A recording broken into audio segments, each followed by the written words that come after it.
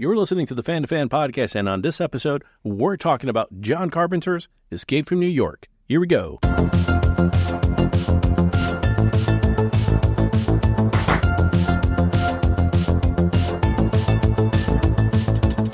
Welcome to the Fan2Fan Podcast. I'm one of your hosts, Bernie Gonzalez. With me today is fellow co-host Pete Charbonneau. Pete, how are you doing on this fine day? Oh, splendid, Bernie, splendid. And can't wait to talk about our topic, which is, drum roll, please. We're punching our ticket to New York, New York, and we're going to escape to New York with our guest, Josh Pruett. Josh, how's it going? Hey, everybody. Thank you for coming back. We've talked about Mystery Science Theater. We've talked about Predator because he's just that much fun to talk to. And Josh, thank you for coming back for a little Escape from New York talk, because it feels like every time we talk, Carpenter comes up. So every time, and it always will, yeah. If we were going to talk about Escape from New York, you were going to be on. This is New York City in 1997. The United States Police Force has its headquarters on the Statue of Liberty because in 1997, the entire city is a walled maximum security prison. Breaking out is impossible. Breaking in is insane. John Carpenter's Escape from New York. I always like to have a little context for other movies that came out around that time. Great idea, yeah. And 1981. I think some of these movies will be movies that we will all respond to because we're talking Time Bandits, Mel Brooks, History of the World, Part 1. Love it.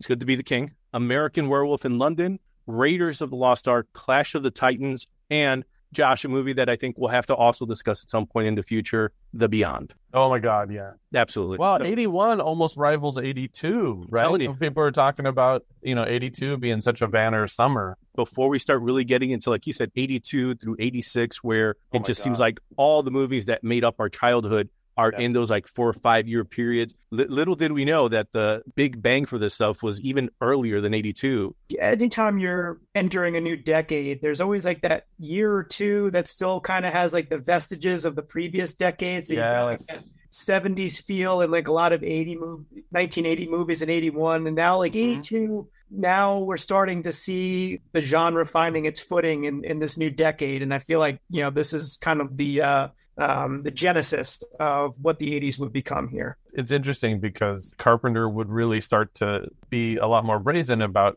criticizing Reaganomics. But there's things in this, and he's laying pipe for this, even though this was written, I think, in the 70s. And he had done a draft and was trying to get it made. I think when they signed the Avco Embassy deal was when Carpenter brought Nick Castle in to like co-write and add some humor, and Nick Castle being the actor who did The Shape, as well as directing The Boy Who Could Fly and The Last Starfighter. Fantastic director in his own right. I did not remember that he was co-writer on this until I did. Yeah, it's been a little while, so I did a refresh watch last night, of course, to be fully prepared to discuss it today. So yeah, just a nice smile on my face when I saw that he's got like the co-writing credit for the screenplay for this. It's like as we get into the weeds, I did want to bring it up because there's the influence of two Michael Myers on Escape from New York. Oh yes. So there's and a Jason.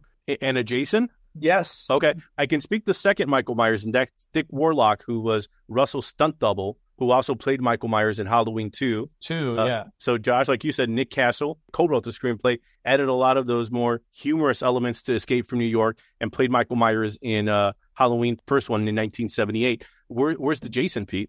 So watching the credits, I saw another stuntman listed, Ted White, who was Jason in Final Chapter. Look at that, man. Look at that. Talk about Carpenter, and he's one of those few directors. I mean, going back to what Mel Brooks, History of the World, having the Mel Brooks before paints so much of what that film is going to be. And that's what all of John Carpenter, it's John Carpenter's Halloween, John Carpenter's The Fog, John Carpenter's Escape from New York, but it's not very far removed from his first outing in 78 in Halloween, and then followed by The Fog. And like you were saying, Josh, that deal, that 2-movie deal, right, that ends up becoming, first one is The Fog, and the second one should have been The Philadelphia Experiment. Right.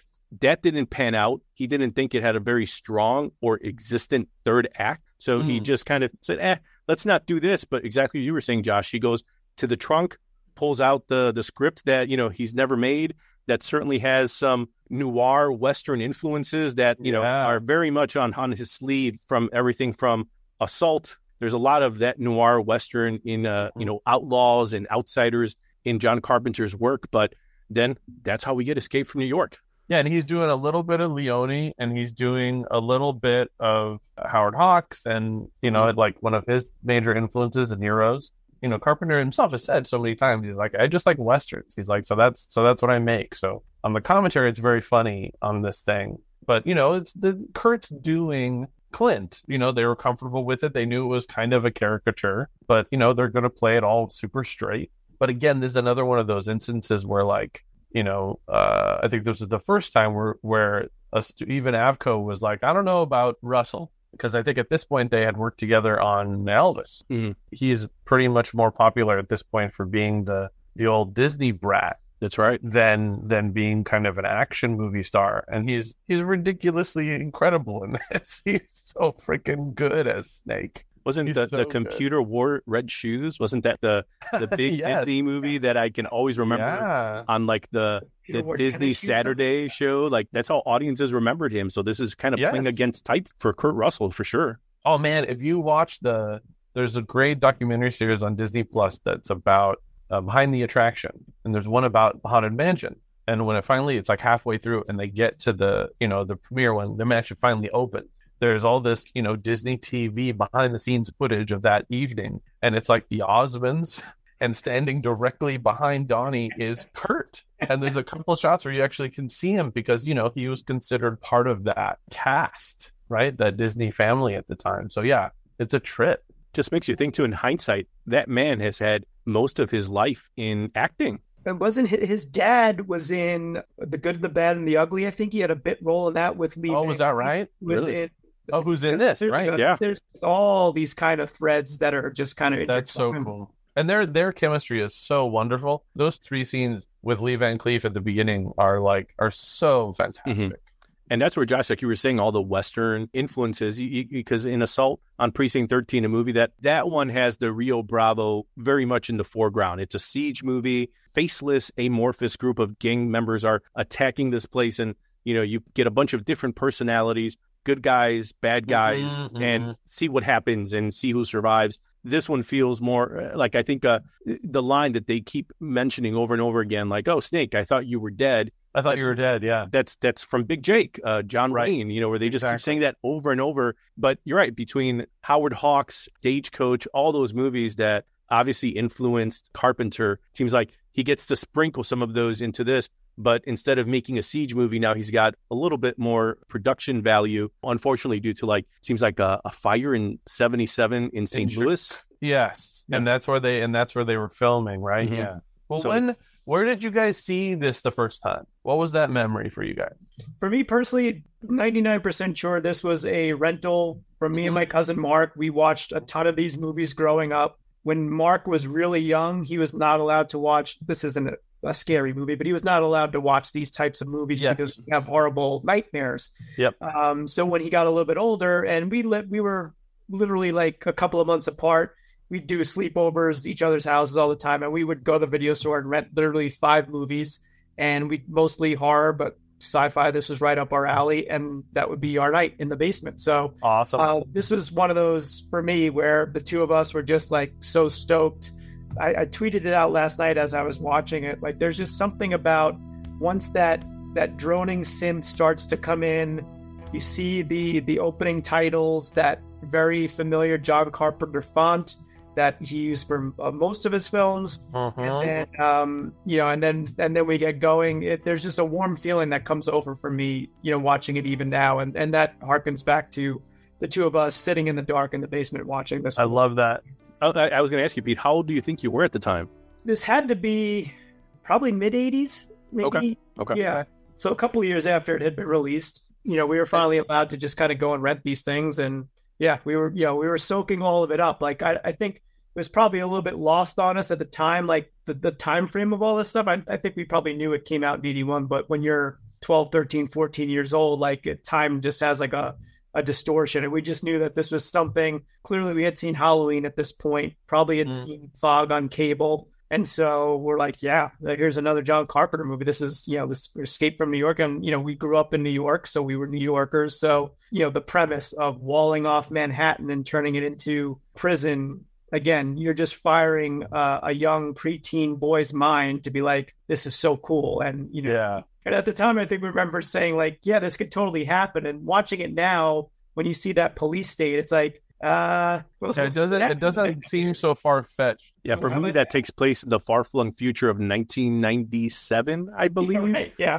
and I love his use of, like, again, like, as the titles, like, you've got, like, the overlay kind of giving the brief exposition of what's happening, and then all of a sudden it's just like, now, like, I love that.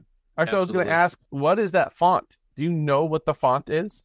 I believe it's Albertus. Is it? Okay. Yes. Because I think you're right. He uses it for years. Yeah. Right? Mm-hmm. Yeah. It's got like that cool serif. Yes.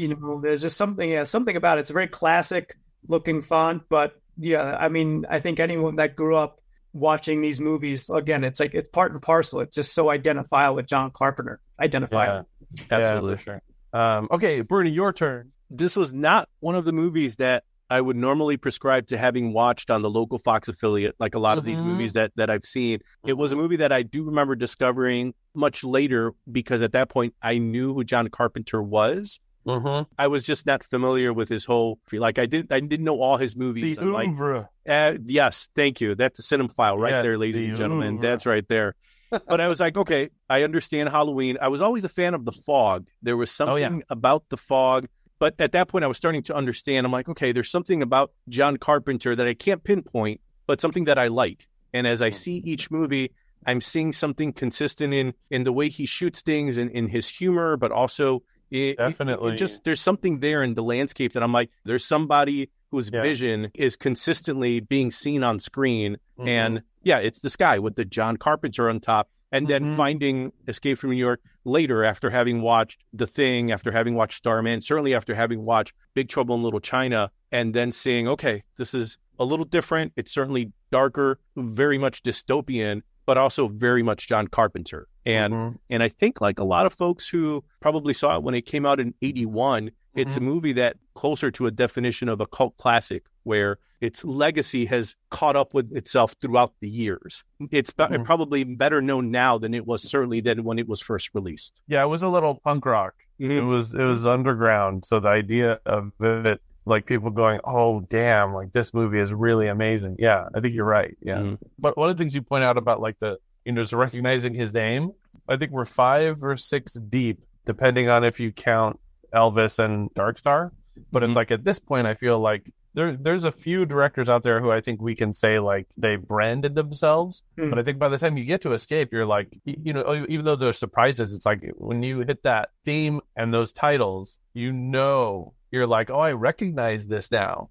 Post Halloween, post Fog, there's a signature.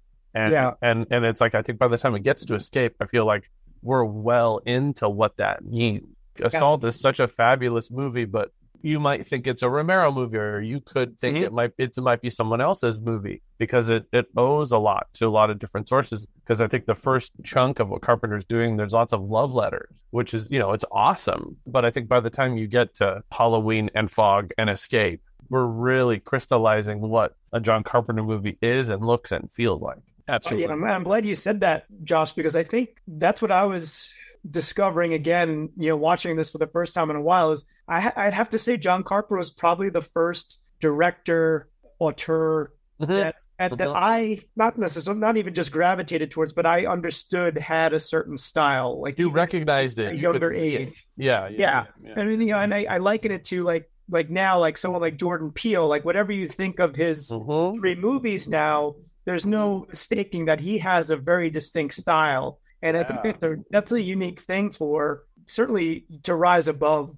journeyman directors or people, dabbling here there. Like, a John Carpenter movie, like you said, like by this point, there are certain things that are there that are just pinpoint staples. Like, yes, this is it. while still having the ability, especially with this, because, being an original story, if you're watching it for the first time, you're not sure where this is going to go. Like, no way. Yeah. There's nothing like this really that came before. Yes, there are bits and pieces that he's taken from other genres and other movies, but this is like all wide open palette of like what's going to happen here, which I think is terrific at this point of his career.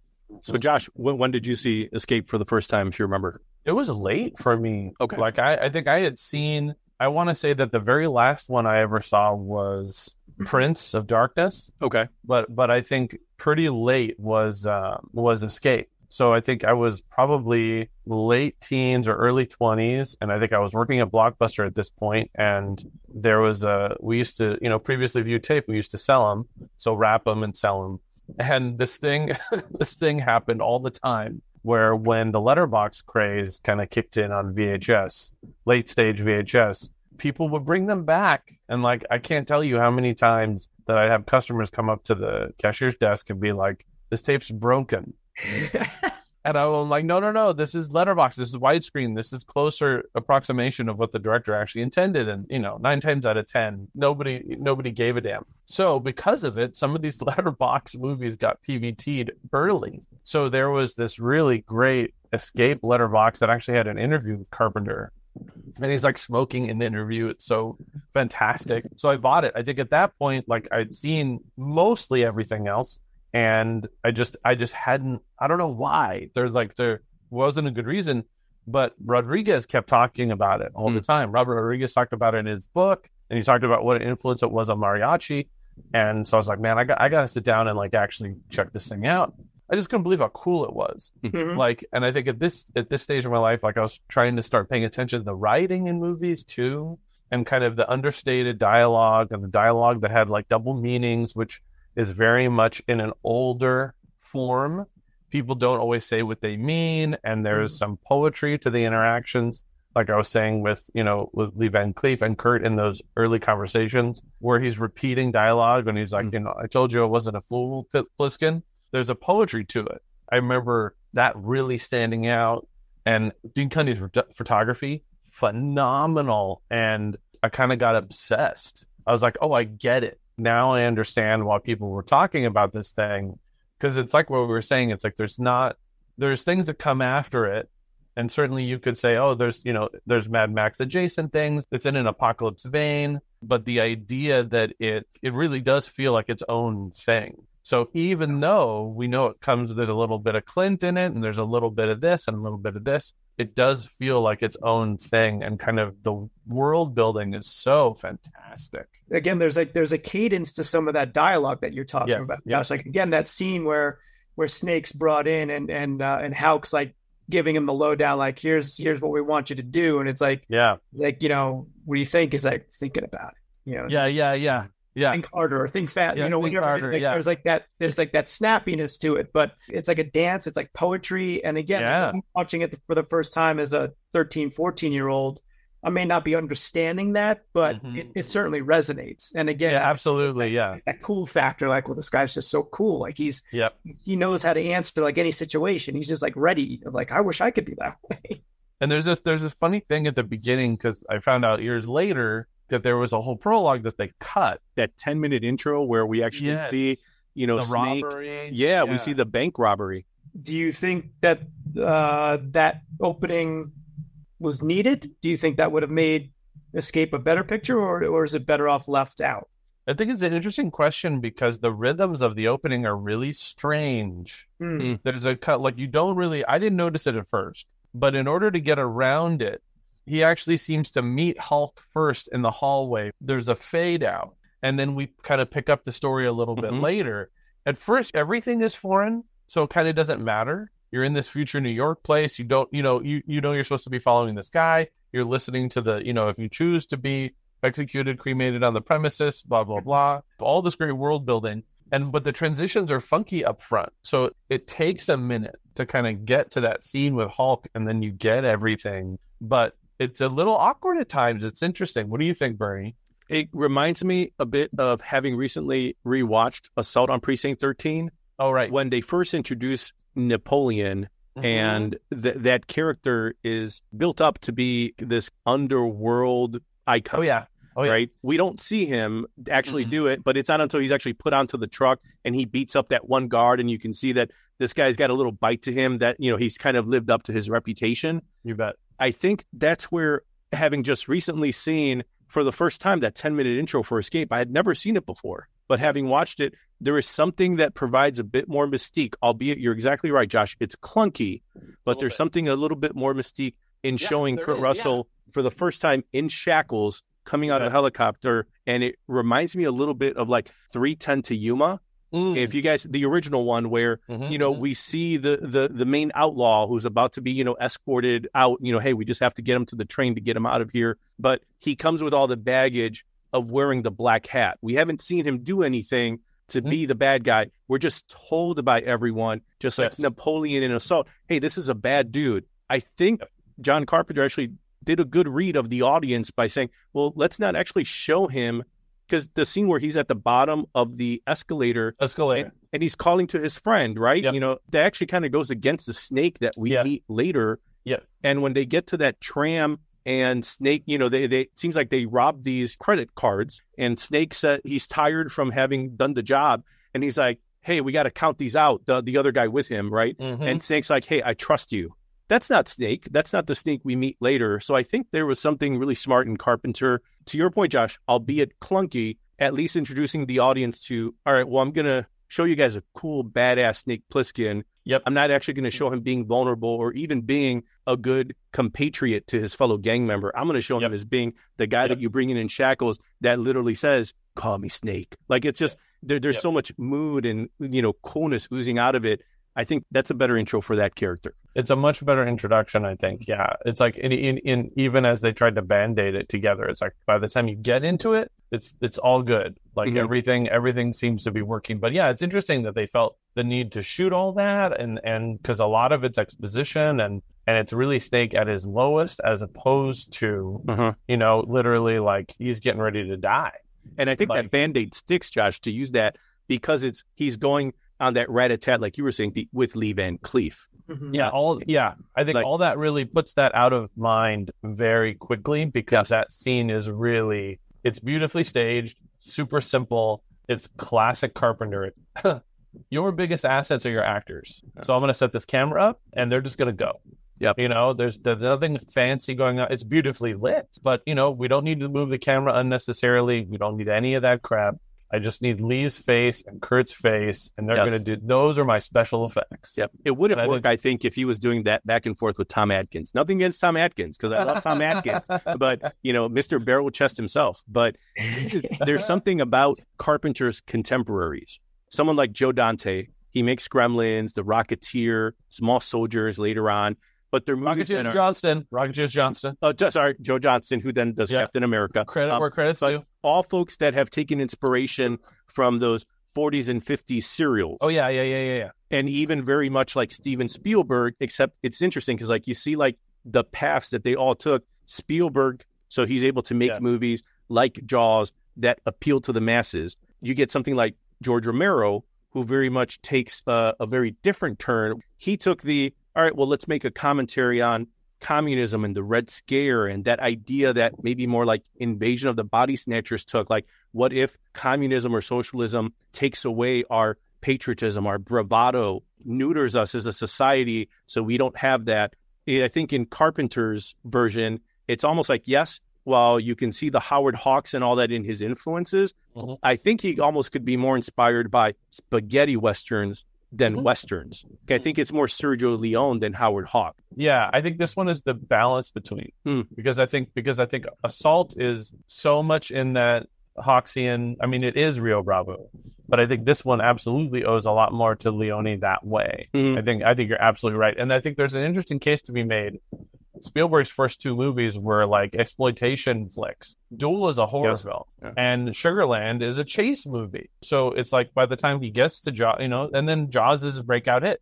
You can make an interesting argument for a lot of the formative pictures that a lot of these filmmakers who we all admire, who would go on to make the stuff we've loved our own lives, but that their origin stories have a lot more overlap than I think people tend to give them credit for.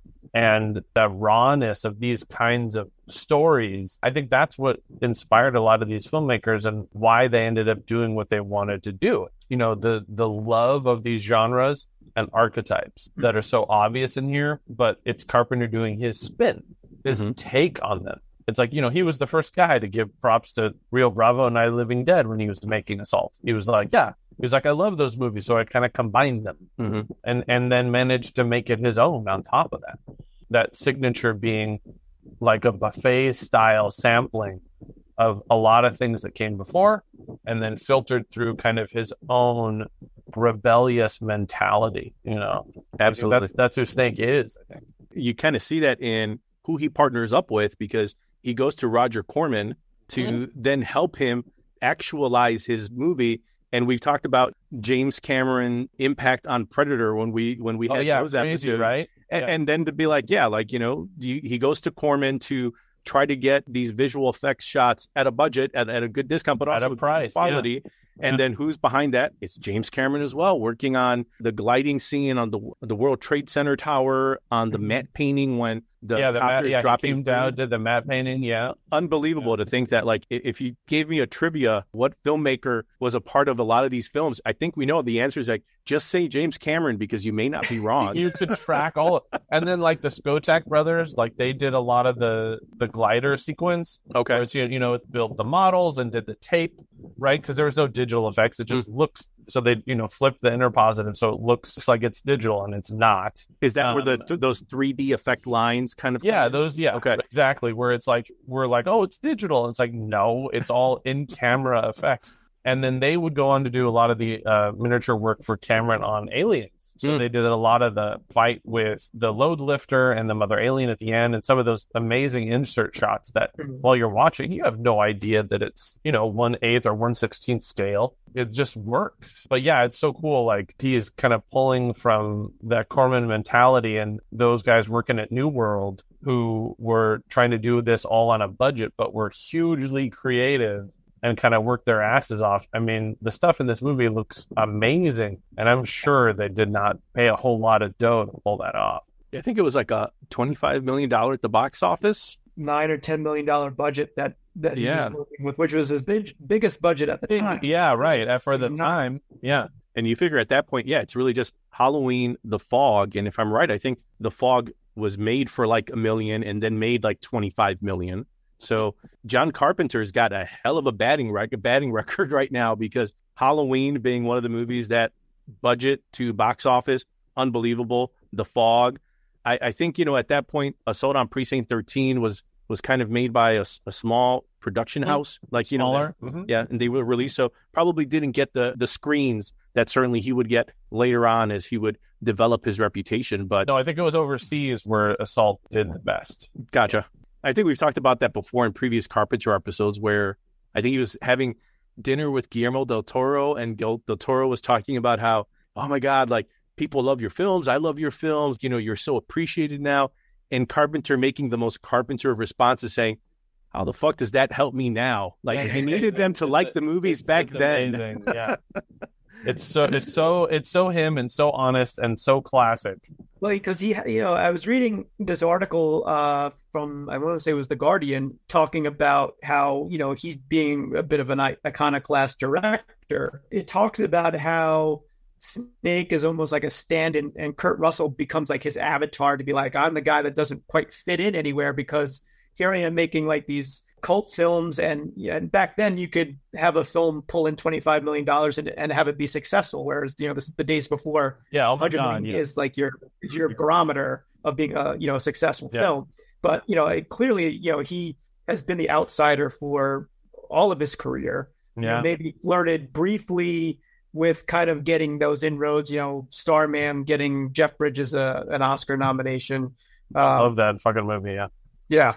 But it was interesting reading how, you know, making that case of like Snake Plissken for sure, and then Kurt Russell, kind of because they had like this great friendship that started when they made Elvis, that, you know, he was kind of like the stand-in to be like, you know, no one gets me and I'm the iconoclast. I'm just trying to do my thing here. So fuck it, I'm going to put out these movies. And I mean, I think we all wish now, along with him, that he was able to be more successful and make, more money to kind of have more than just like the status of being like, oh, you're this revered director. But I think all the love is probably pretty nice. And I feel like right now it's translating into dough over time.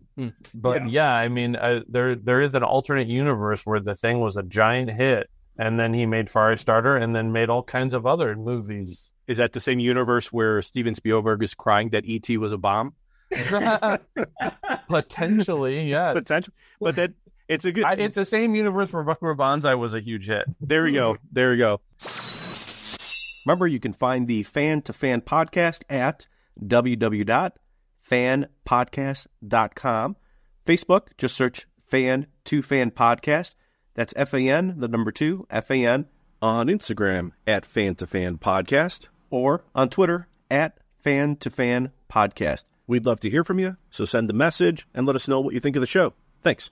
And now, on with the show. The outsider thing, Pete, that's something that I think Carpenter prides himself on being certainly an outsider, but I think also making comments, sometimes, not necessarily, at least it seems like he's not being conscious about it or doesn't want to take credit for making an active statement about it. But it's something, there's something about him that does want to kind of rally against authority, against law and order. Yeah. Because you have Halloween where there's certainly a commentary on the cul-de-sac, right? The sprawling suburbia, in the same ways that it might be a convenience for neighborhoods. You basically just made a turkey shoot for a serial killer who can just go up and down streets. And because you have a sense of security and safety, someone can take advantage of it. So you have that. They Live. I mean, that one is like right on the sleeve there. Commentary on commercialism, Reaganomics at capitalism, the time. Absolutely. Even The Fog in ways where, you have this small village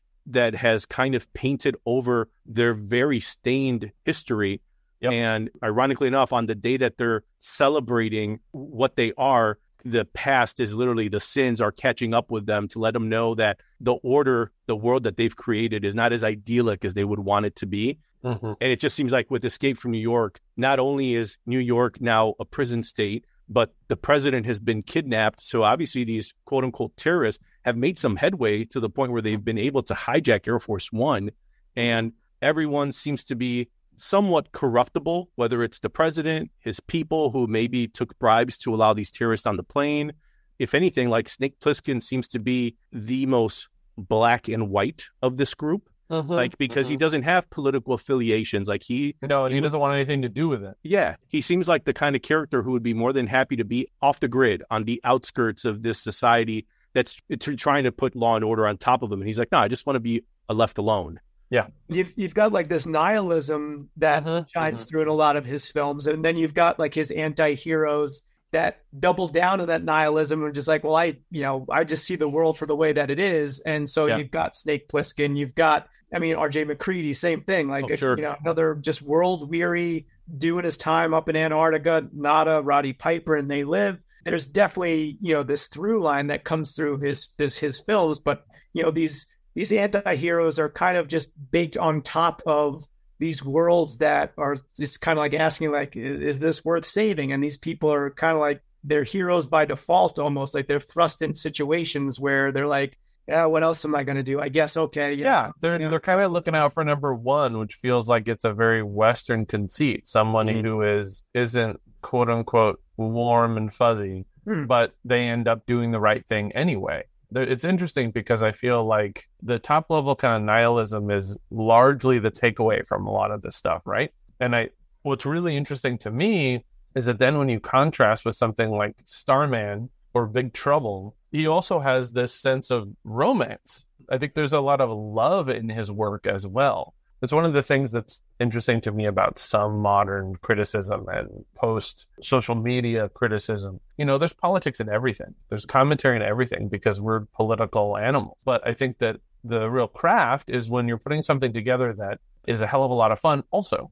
You want that balance. And so then when you go back and you rewatch it and you're like, oh my gosh, like there's values here being questioned. There's a thoughtfulness. There's absolutely a point of view. And kind of like we were talking about Signature, Carpenter has a significant and specific point of view. And his characters and his filmmaking and the stories, he's writing, almost all of his movies, writing or co-writing all of his movies. And, that is not standard operating procedure for a lot of folks. These are his stories, right? And his collaborators. I mean, one of the things that I think people don't talk about enough, that first script with Halloween, I think works because of his collaboration with Deborah Hill. Deborah's providing these relatable female characters who feel real and they feel like people that and when they are put in peril, you give a shit. And I think that's one of that film's superpowers. And it's like whenever people would try to do that again, it doesn't work. And so I think one of the things that's kind of fun when you're looking at Carpenter and who his collaborators are, Nick is bringing a lot of this humor in this movie. So according to legend, it's like John's writing a lot of the drama and Loomis in Halloween. And so that, at least from the outside in, that tells me that on Escape, he's focused on Snake. He's focused on those politics that he's tackling, that anti-hero, that outsider. And then you've got Nick adding things like Cabby and Brain and, giving them, again, I don't know shit. But the idea is that when you're looking at how these things play together, there's a strength. And it's not to say that the guy can't write a joke. I'm sure he does. But it's interesting when you're looking at those collaborations with John's body of work. It's like there is a wonderful push and pull relationship between kind of that wonderful heavy-handed drama that we expect from him and some of that sardonic sense of humor. And, this movie kind of displays that very clearly where it's like Snake very much represents, the one, but then there's this lovely, supporting cast that kind of give us a certain amount of levity and fun, and then that makes the heavier moments heavier. And I think it's important to note, as you just did, Josh, we obviously are huge John Carpenter fans, and Bernie and I can certainly go back and talk. We've done many episodes on his films, but he clearly is the sum of the parts of the people around him. Like people mentioned, Deborah Hill. Where would he be without Deborah Hill? I mean, what she did for Halloween, but then just acting as producer on all of these early films as well, like just absolutely essential to any success that he had. Again, Nick Castle, and then it's Dean Cundy. Like the cinematography is just it's amazing. Their collaboration for those movies, incredible. I mean, and then even Dean shooting Halloween 2 to keep it consistent. I mean, it's gorgeous. I think this is why for folks who may not have the affinity for Carpenter that we have and may not be able to talk about him as much as we do. I think this is one of those reasons why it works, because so many decades later after he's made these films, it's not to say that they stand up to scrutiny, but I think you get even more appreciation for Carpenter in knowing that if you saw Escape, that script that he had even before he'd made The Fog, before he'd made Halloween, that was sitting in a trunk somewhere, there was probably a self-awareness in him as a creative that knew there's too much nihilism in this. So I need to bring Nick Castle in to round off some of these edges, to bring some of the humor. And in some cases, it's a bit of a caricature. It's in Cabby, certainly, some of these characters round off Snake Plissken's seriousness. But I think in the same reasons why, you go to Peckinpah in Wild Bunch, and here's the last stand of the cowboy. And, with the railways expanding our access to other states, weaponry changing, Gatling guns, automatic weapons. What does this have to do with anything? Well, now that Wild Wild West maybe isn't as wild, and it changes the cowboys as we saw them, because you can't get away with a robbery because, the sheriffs now have radios, or at least, telegraphs, and they can tell the other sheriff, this is the guy who stole it, so let's just go get him. And there's something about that in Escape where, and it's probably more addressed in LA in the sequel, that idea of like, what would be the best version of this for Snake if the power was shut down? There is no more record of anything. Like, we're just back to, you got to make do with what you have, and survival of the fittest. And Snake will certainly thrive in that kind of environment, and that'll be perfectly fine. I think that's the beauty part of the conceit, right? Is no one's making Westerns. How do you make a Western? Okay, put it in New York. Okay, and I killed the power.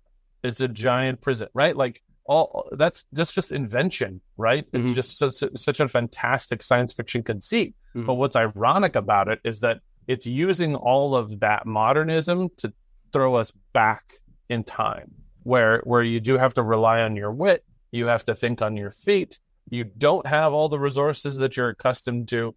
And then it's like, we know from a drama standpoint, it's like, that's when your characters are tested. And that's a hell of a lot of fun to watch. Mm-hmm. And it absolutely comes out of that Western tradition. That's what's so funny to me sometimes about this stuff is where, people say, more things change, more they stay the same. So it's like, this is things that have been done 100 times, but we're putting them in a different scenario. By doing it, it resonates in a completely new way. And obviously, I think has stood the test of time. I mean, this movie is over 40 years old. So like, it's such a, and it's hard to believe that it's over 40 years old. It's over 40 years old. Like, wow. Excuse me, Michael, we went into another. Josh, that would assume that some of us are over 40 years old. Potentially. It's an assumption. I did want to bring up something that I saw mentioned somewhere, and I thought it was interesting. Pete, so you and your buddy Mark, it's Friday night, you're going down to aisle, it's 1980 something, and there's a copy of Escape from New York. Could be the same video store, Josh, that you're working on, maybe on a different coast, who knows, right? But there it is, right? Mm-hmm. And you see the cover, Statue of Liberty, the head is in the middle of what could be Times Square. It has this very iconic feel of, society has fallen. It's not, things are not what they're supposed to be. But yet the fact that we never actually see that iconic image actually paid off in the movie, but that cover is just one of those covers when you see it. And again, going back to like that Scream Shout Factory, they usually have the insert where you can turn it around and have either the new cover that are usually very nice, or you can go back to the classic. I always inevitably go back to the original cover because there's something about it that rings true to my experience when I first saw the film. But that image, just iconic.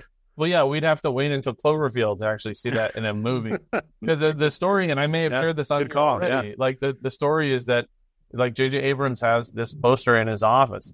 And so that's where they got the idea for that bit in Cloverfield. And I think one of my favorite things about it, though, is that if you look very closely, Kurt Russell is smiling. He's got this goofy-ass grin on his face like he's in the latest Cannonball Run movie. And it's like he never smiles in the movie at all. He's got one little smirk when he's talking to Lee Van Cleef, but that's it. And it's just so funny because you're looking at it and it's like the poster simultaneously sells a movie that we'll never get and the movie that we want to see. Yeah, I agree. Yeah, and I remember hearing about that story. They were like Matt Reeves, who directed Cloverfield, was like, we have to put this in, because he and J.J. Abrams were huge fans of Escape. Yeah. And going back, like I don't recall being disappointed in not seeing that in at all, because I feel like you got so much out of it. Now on top of that it was almost like. And again, a gorgeous poster art. I mean, that's just iconic. Like you said, Josh, the futuristic font, everything about it just like screams like Rent Me in the 80s. Absolutely. So we didn't even see the Statue of Liberty except for the beginning, the diagnostic. That's right. Doing this setup, like which apparently was a coup for the production to actually film on Liberty Island. Because that's right. Yeah, at the base. Like they were like, no, and I think that I read somewhere that there was either like a bomb threat or something had happened there recently. So they were like, there's no way this is going to happen. But they got permission and were able to shoot at night and have, again, just those little touches that add that bit of realism to the film. The transition there is so cool to watch. It's a little more obvious to our eyes now when it's not being projected on the screen. It's like somewhere in the Sepulveda Basin or something. So it's like we're following Tom Atkins going through the thing. And it's like we're going from the base of the statue, we're going to, LA County. And in my head, that's the same basin where they filmed the end credits for Buckaroo Banzai. Because some of the stuff looks the same. So I'm like, okay, no, that is the same. I've just decided that it's the same. Just remember, Josh, wherever you go, there you are. Hey, we don't got to be mean. We don't got to be mean. There you go. You can get a Buckaroo Banzai reference. You do it. Damn right. That's right. I did read that there were some would-be Snake Plisskens, and I just had to I jotted them down. Chuck Norris and Tommy Lee Jones. Wow. But I'm glad that again, for a movie that's now 40 plus years old, things worked out exactly the way they should have, because I can only imagine audiences at that time having only known Kurt Russell for the movies the Disney films that he was known for. And I'm not sure what the success or popularity was it was a made-for-TV Elvis movie, I think, the Carpenter film.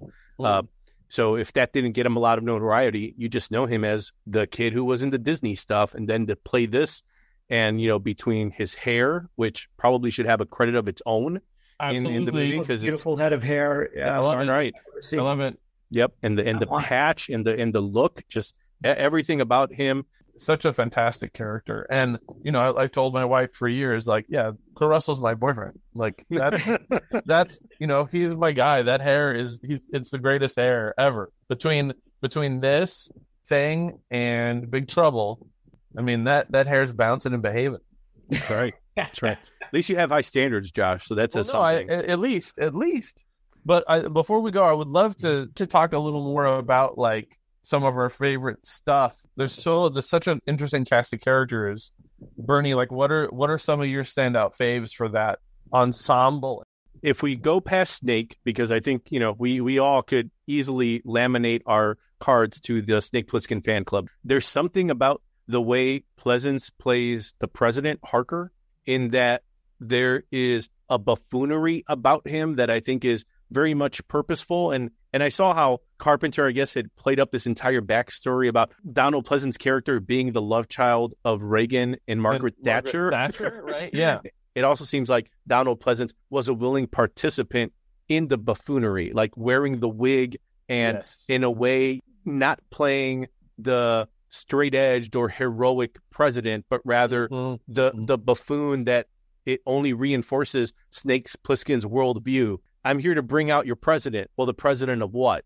This doesn't mean anything to me. Like your structure, like your law and order, like what law and order? Like it doesn't matter to me. Yeah. I'll rob a bank because I don't have a respect for your authority. And then, by the way, when you bring me in to meet your authority, the guy's a buffoon. So there's something very purposeful about the way he plays that. There's something kind of goofy about Ernest Borgnine and Cabby that I love. But again, in the ways that, like in Wild Bunch, you need a cast of characters to balance off. That's what I think Ernest Borgnine does very well for Snake Plissken, to be that character that's a little bit of the comic relief, to add a little bit of levity to the screen. He's dialing it up to like an Ernest Borg 11 or 12. Yeah. Not a Borg 8, Borg 11 or 12. What about you, Pete? I'm trying to think, I obviously America's Treasure, Tom Atkins, I think is a little underused in this one. So he gets a little bit, right? Yeah. I feel like there was more for him to do there.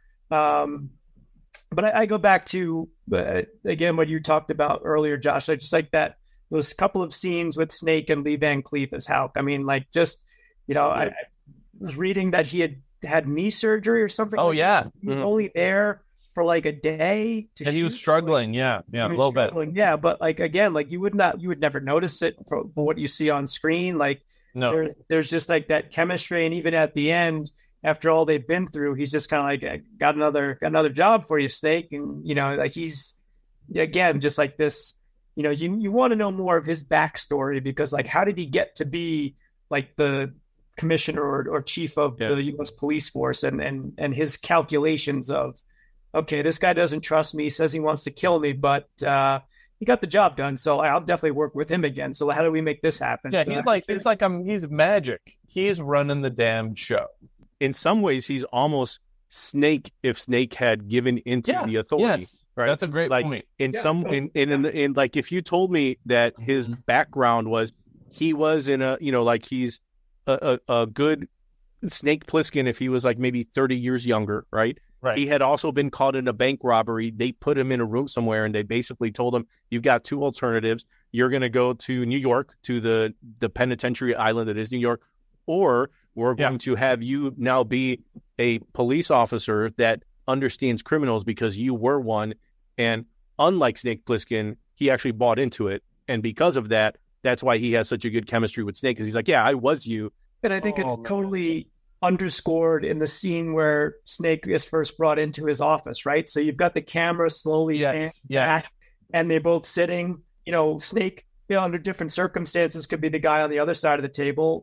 How it could be and it's framed up perfectly where they're just both in the chair eyeing each other. You've got the desk in the middle, and I love the camera movement because it just kind of swoops back and it frames it up nicely. Just as Kurt Russell is sitting down, and there you've got like these two men like facing. And then it's chess, right? Yes, there's the chess between them, right? It's verbal chess, and right, all that wonderful understated dialogue. I mean, other than kind of Cabbie's performance, which was supposed to be really big, and certainly Isaac Hayes as Duke of New York. I mean, he's fantastic. He's got a hell of a range in this movie, but like, I kind of understated is the name of the game. And I think that's such a gift to the tone of this film. Fall in love with Adrienne Barbeau forever. Like, she's absolutely amazing and gorgeous. And like, there's an intensity to her kind of throughout. There's these wonderful moments where there's like lots of things that are unspoken that go between her and Snake. And it's subtle, but it's like, it's totally there. And then at the end, it's like when Brain's gone, like she's giving it. She's bringing the heat on this thing. I think one of the things that's so captivating about her performance is that she could have been a floozy and she wasn't. Yeah. Right? It would have been so easy to do that. And I love there's a subtle turn to Snake's character where if you're paying attention, maybe not, maybe this is more obvious, but I noticed it this time watching it. He's calling her baby for 3/4 of the film, and because he's annoyed with her and he's annoyed with the situation because his plan to find the president is like all up in smoke, and he's got a whole island that he needs to, or Manhattan, to try and find him. But at the end, when Brain is killed and she gets the revolver from him, he yells out Maggie. Like, great. There's like, because of what they've shared in that 20 something hours that he's there, she goes from just being this annoying woman that, I'm just going to deride you and call you baby, with, now there's the first name, Maggie. You gotta move if you want to live. Good catch. It's amazing. And it's such a good call out too, Pete. Like, it's a great moment. And there's humanity in both of them. The bonds of rogues, right? In the heat of the moment. That's a real fucking moment right there. Right? Like, there's nothing caricatured about that. Like, they're both playing that to the top of their ability. That is one of the things I think that makes this movie so special. And I think it grounds the movie in a really specific way. And we care. Like, there's things about this movie that are a comic book, but I think they don't play it that way at all. So it's like the facts are extraordinary and outrageous. And it's like, even though on some level it's like Russell is doing Clint, it's understated to a place where you still buy it. I have to just... No, go ahead. I was just going to say, I have to mention, Josh, because you said understated. One performance that I have to bring up that is not understated is Frank Doubleday as the right-hand man to Isaac Hayes. He's amazing. He's one of the gang members from Assault. And when I saw the face underneath all the makeup and obviously the blown-out hair, like, oh, that guy, I remember him. But that first scene where he encounters Lee Van Cleef and he gives him the ultimatum. You touch me, he dies. If you're not in the air in 30 seconds, he dies. If you come back in, he dies. 20 seconds. I'm ready to talk. 19. 18. What do you want? 17. 16. Let's go.